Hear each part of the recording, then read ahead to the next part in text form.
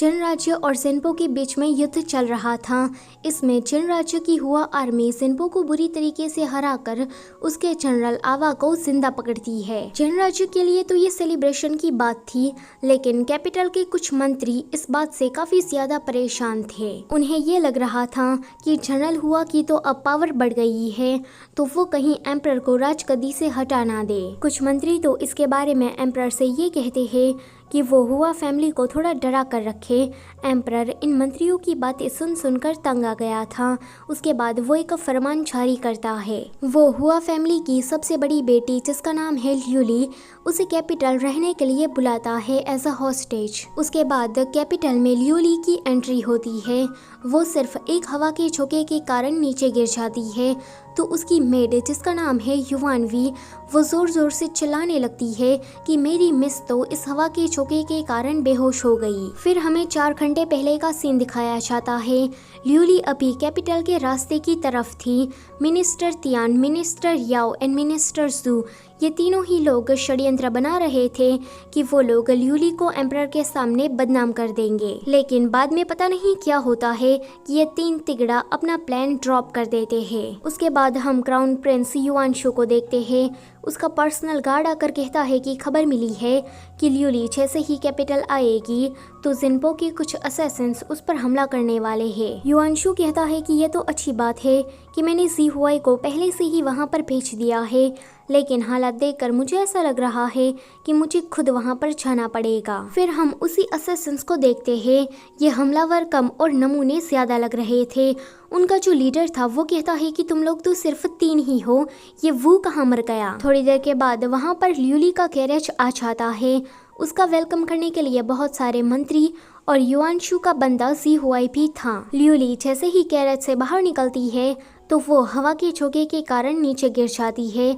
सभी लोग बातें करने लगते हैं कि क्या ये सच में ल्यूली ही है ना, जनरल हुआ की बेटी। दिखने से ही काफी ज्यादा कमजोर और नाजुक कली टाइप की लगती है। सडनली जिन्पो के वो नमूने ल्यूली पर हमला करने के लिए आते हैं, लेकिन ज़ी हुआई उन सभी को डॉच कर देता है। फिर वहाँ पर युआनशु की एक जबरदस्त एंट्री होती है।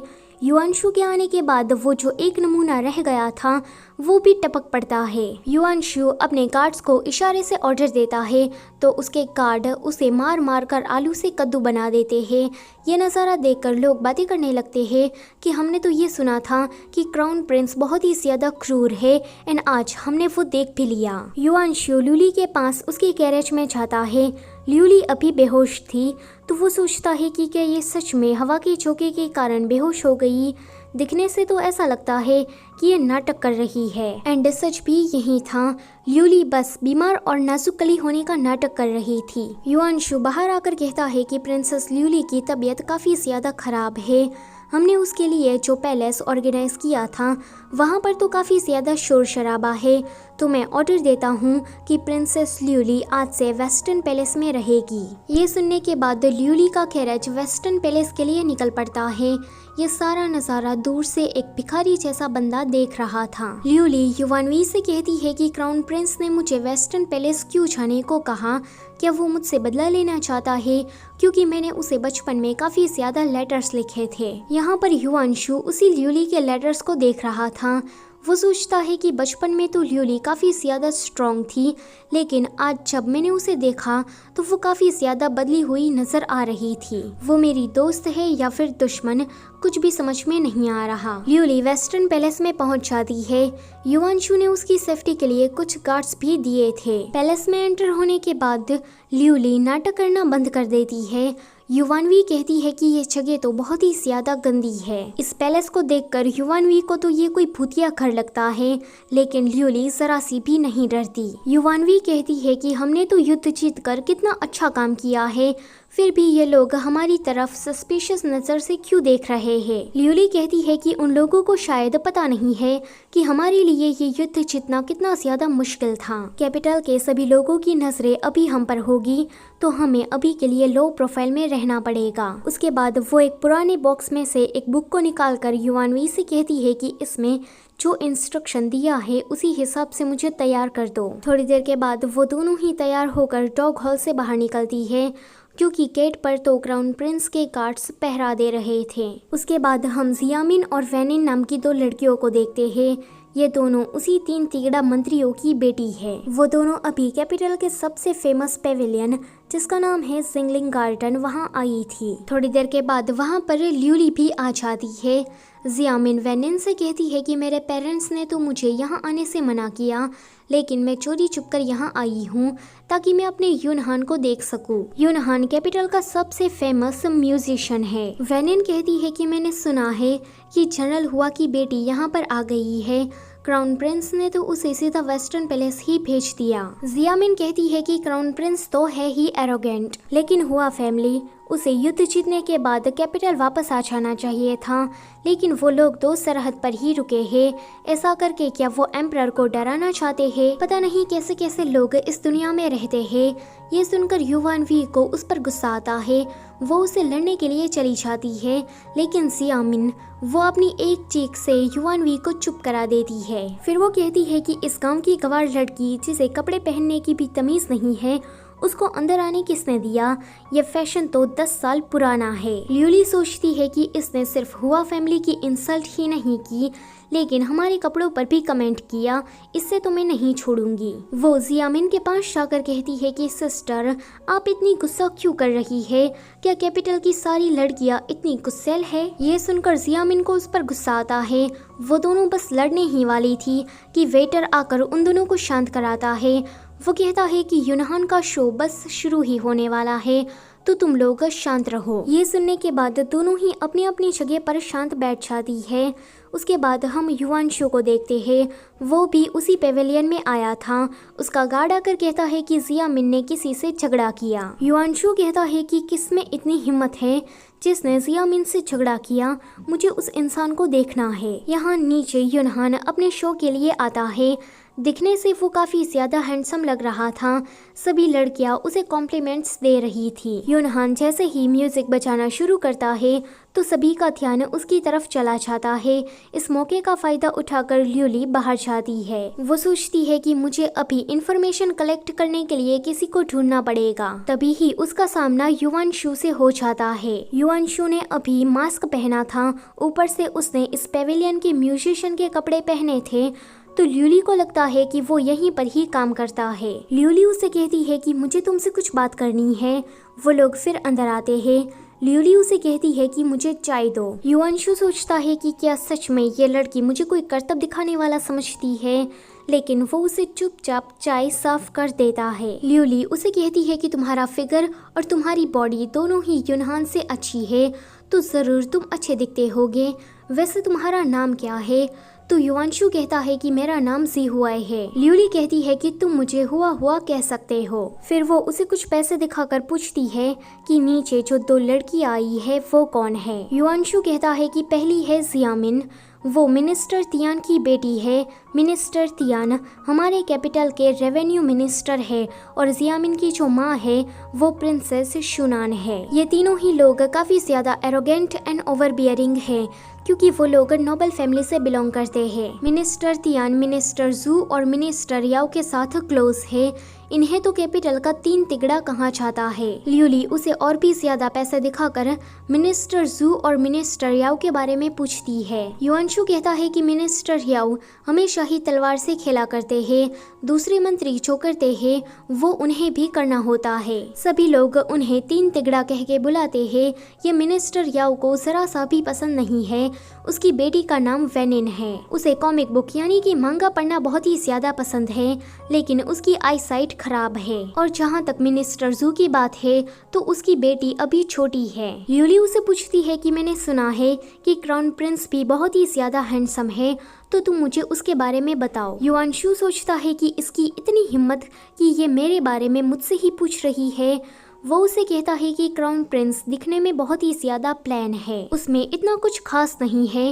ल्यूली कहती है कि मैंने सुना है कि क्राउन प्रिंस बहुत ही ज्यादा क्रूर है। इस पर युवांशु कहता है कि तुम तो बड़े अच्छे क्वेश्चन पूछ रही हो।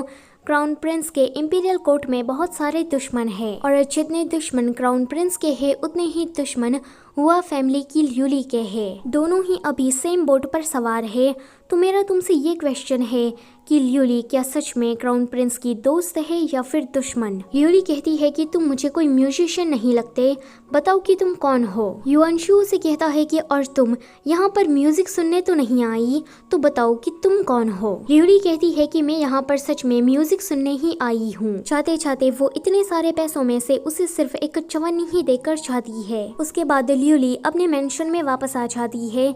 युवानवी आकर कहती है कि उस जियामिन ने हमारा फूड सप्लाई बंद करवा दिया है, ऊपर से वो मुझे रास्ते में बुली कर रही थी। इस बात का बदला तो हमें लेना ही चाहिए। ल्यूली कहती है कि मैं अपना मार्शल आर्ट उसे नहीं दिखा सकती, अगर मैंने ऐसा किया तो मेरी हुआ फैमिली खतरे में पड़ जाएगी। हमें खाने का इंतजाम किसी और तरीके से करना पड़ेगा।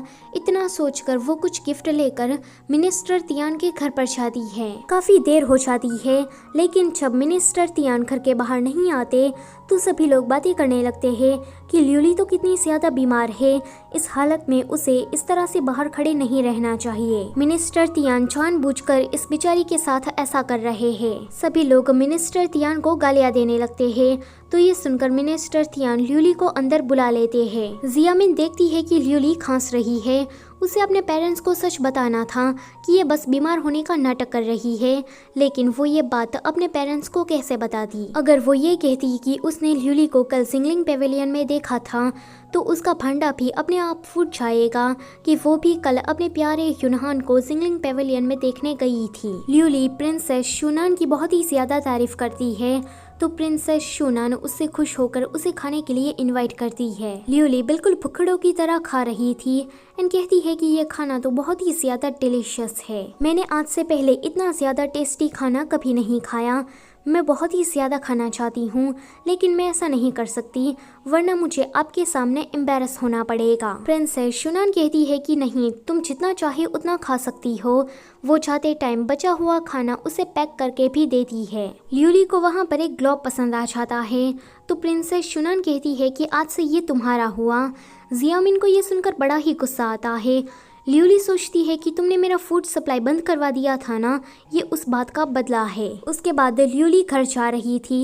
जाते टाइम उसे मिनिस्टर तियान के घर पर एक पेड़ पसंद आ जाता है, तो प्रिंसेस शूनान कहती है कि इसे भी तुम अपने साथ ले जाओ। यहाँ पर युआनशु को खबर मिलती है कि ल्यूली मिनिस्टर तियान के घर पर गई थी एंड मिनिस्टर तियान ने उसे बहुत सारे गिफ्ट दिए हैं। ये सुनने के बाद युआनशु ल्यूली का अपने मेंशन के सामने इंतजार करने लगता है। ल्यूली का कैरेज उसी रास्ते से गुजरता है, तो वो क्राउन प्रिंस को देखकर कहती है कि जल्दी से रास्ता बदलो, लेकिन युआनवी कहती है कि यहाँ रास्ता बदलने की कोई जगह है ही नहीं। ल्यूली कहती है कि तुमने ठीक कहा, अब तो हमें उसका सामना करना ही पड़ेगा। ल्यूली कैरेज से नीचे उतरकर क्राउन प्रिंस को देखती है। वो सोचती है कि ये तो प्लान बिल्कुल भी नहीं लगता, ये तो काफी ज्यादा हैंडसम है। क्राउन प्रिंस कहता है कि तुम मिनिस्टर तियान के घर पर गई थी, दिखने से लगता है कि तुम्हें तो बड़ा फायदा हो गया है। वैसे तुम क्या मेरे लिए कोई गिफ्ट लेकर आई हो? ल्यूली सोचती है कि कितना बेशरम है, सामने से गिफ्ट मांग रहा है। इतना हैंडसम होने का क्या फायदा, जबकि इसके अंदर तो दिमाग ही नहीं है। ल्यूली युवानवी की तरफ देखती है। युवानवी चाहती है एंड सोचती है कि हमने मिनिस्टर तियान को जो गिफ्ट दिया था, क्राउन प्रिंस को भी वही देना चाहिए। युआनशु जब उस गिफ्ट को खोलकर देखता है तो उसमें पैनकेक थे। वो कहता है कि तो तुम क्या मुझे ये देना चाहती हो? ल्यूली पर्स में से कुछ पैसे निकाल कर उसे कहती है कि नहीं, मैं तो तुम्हें पैसे भी नहीं दे सकती, क्योंकि तुम तो क्राउन प्रिंस हो, तुम्हारे पास तो बहुत सारे पैसे ऑलरेडी हो गए। युआनशु कहता है कि नहीं, मुझे ये गिफ्ट पसंद आया। युआनशु का पैसे पकड़ने का तरीका देखकर ल्यूली सोचती है कि अच्छा, तो मैं उस म्यूजिशियन से मिली थी, वो असल में ये था। फिर युआनशु उसे अपने मेंशन में बुलाता है। वहाँ पर युआनशु की एक बिल्ली भी थी। युआनशु ल्यूली से कहता है कि ये बिल्ली पिछले 5 सालों से मेरे साथ ही रह रही है, इसका नाम हुआ। तो ल्यूली कहती है कि हाँ बोलो। क्राउन प्रिंस कहता है कि नहीं, इसे पता नहीं चलना चाहिए।